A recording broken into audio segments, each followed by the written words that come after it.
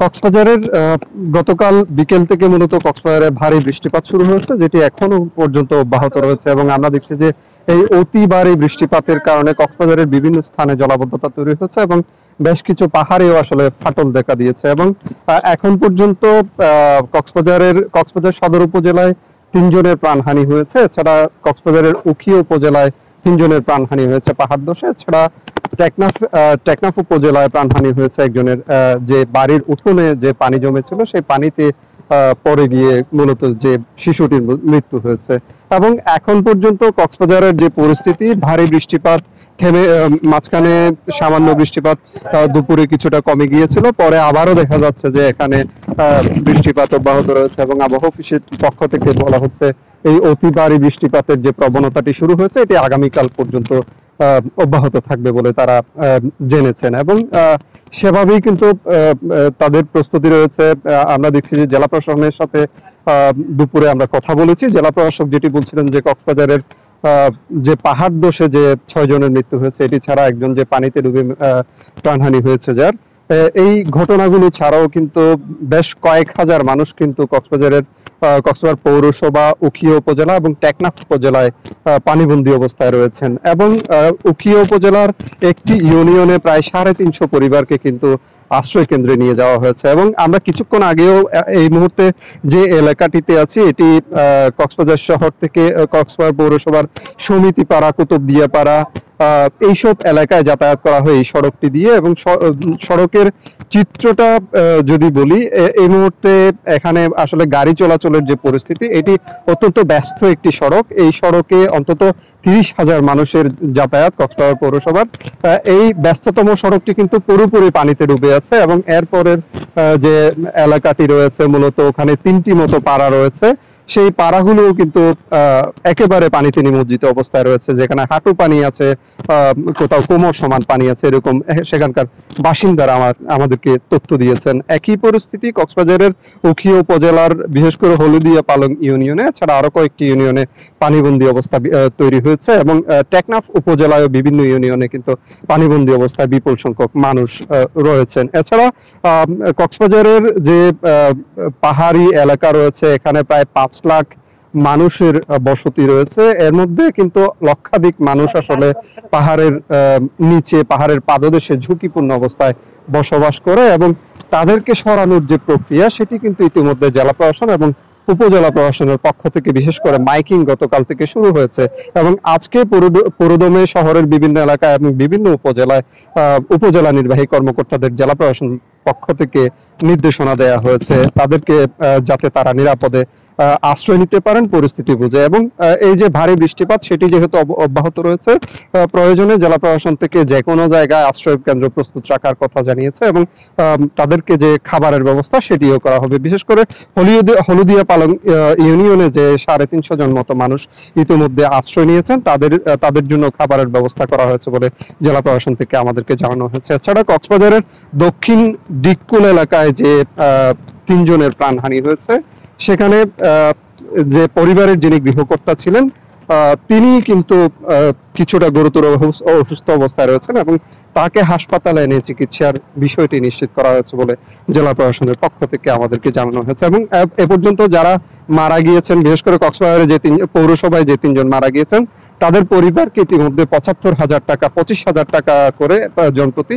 75,000 টাকা দেওয়া হয়েছে বলে জেলা প্রশাসন থেকে আমাদেরকে জানানো হয়েছে। এছাড়া রোহিঙ্গা ক্যাম্পে যাদের মৃত্যু হয়েছে, একটু বলে রাখি এখানে কক্সবাজারের উখিয়া এবং টেকনাফ উপজেলায় মূলত 33টি আশ্রয় শিবির রয়েছে।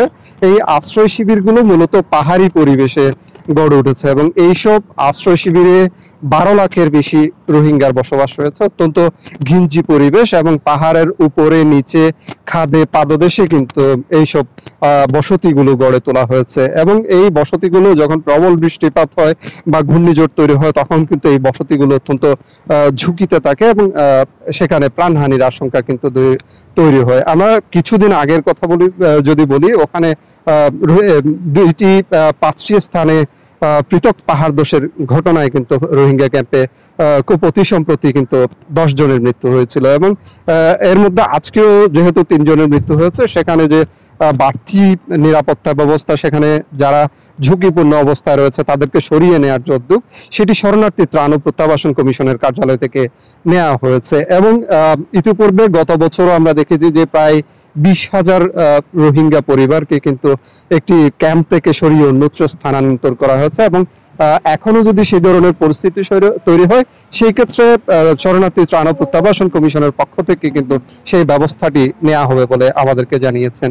এবং আমরা এই মুহূর্তে শহরের যে এলাকাটিতে আছি, এটিতে এই মুহূর্তে যে যানবাহনগুলো ঝুঁকি নিয়ে চলাচল করছে সেগুলো দেখছে যে কোমর সমান পানি মারিয়ে কিন্তু তারা এই সড়ক দিয়ে যাতায়াত করছেন। একটি রিক্সা যেটি আসছে সেটিও কিন্তু খেয়াল করলে দেখতে পাবেন যে এখানে তারাও কিন্তু কোমর সমান পানি মারিয়ে কিন্তু এই পথটি অতিক্রম করছে। এবং তাদের যে গাড়ি যোগে সেই জায়গাগুলোতে যাওয়া, কক্সবাজার পৌরসভার অন্যান্য মূল শহর থেকে এইসব গ্রামগুলোতে যাওয়া, সেটি কিন্তু রীতিমতো অসাধ্য হয়ে পড়েছে। এবং যারা আসলে যাচ্ছেন তারা কোমর সমান পানি মারিয়েই কিন্তু সেই এলাকাগুলোতে যাচ্ছেন। এবং এই সড়কটি কিন্তু কক্সবাজার যে বিমানবন্দর এলাকাটি রয়েছে সেটির নিকটবর্তী এলাকা। এই এলাকাটি কিন্তু অত্যন্ত ব্যস্ততম এই সড়কটি।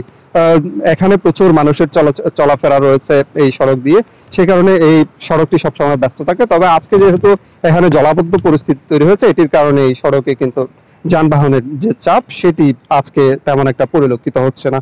এবং সব মিলিয়ে কক্সবাজারের যে ঝুঁকিপূর্ণ পরিবেশে, পাহাড়ের পাদদেশে বা পাহাড়ের উঁচু স্থানে যারা ঝুঁকি নিয়ে বসবাস করছে, তাদের সরানোর প্রক্রিয়াটি প্রশাসনের পক্ষ থেকে ইতিমধ্যে শুরু করা হয়েছে বলে জেলা প্রশাসক আমাদেরকে জানিয়েছেন। এবং সেভাবেই কিন্তু তারা কাজ করছেন। এখানে যেহেতু এই এলাকাটি আসলে বন্যাপ্রবণ, এখানে যে নদীগুলো রয়েছে, অতি ভারী বৃষ্টিপাত যখন হয় তখন আসলে এখানে যে ভারী বর্ষণের কারণে বিভিন্ন জায়গায় জলাবদ্ধতা তৈরি হয়, বন্যা তৈরি হয়। সেই ক্ষেত্রে সেই ধরনের যে তাৎক্ষণিক প্রস্তুতি সেটি কিন্তু প্রশাসনের পক্ষ থেকে গতকাল পর্যন্ত নেওয়া হয়নি। তবে গতকাল থেকে যখন ভারী বৃষ্টিপাত শুরু হচ্ছে তখন থেকে জেলা প্রশাসনের পক্ষ থেকে জোর প্রস্তুতি নেওয়ার কথা আমাদেরকে জানানো হয়েছে। আমরা ইতিপূর্বে দেখেছি যখনই আসলে এই ধরনের ভারী বৃষ্টিপাত বা টানা 2-1 দিনের যখন বৃষ্টিপাত হয়েছে, তখন কক্সবাজারের 9টি উপজেলার মধ্যে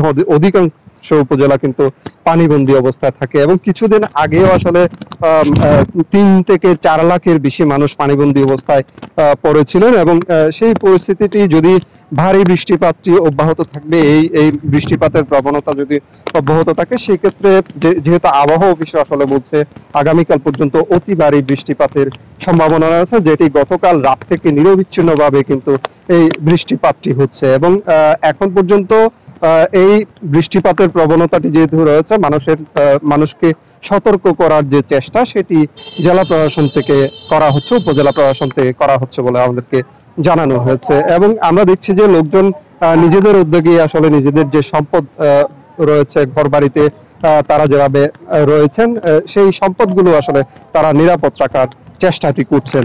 এই ছিল কক্সবাজার থেকে আমার কাছে সবশেষ।